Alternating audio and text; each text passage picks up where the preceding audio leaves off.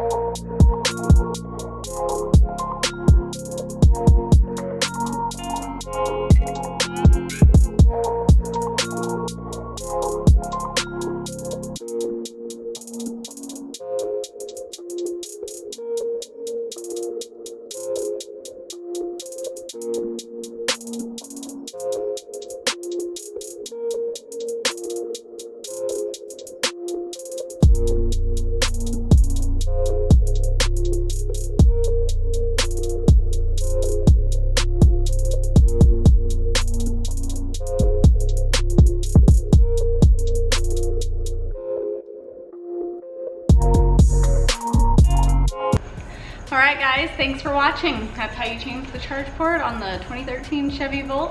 Let me know what you think below. Like I said, don't forget to subscribe to the channel and give the video a thumbs up if you like it. Until next time, guys.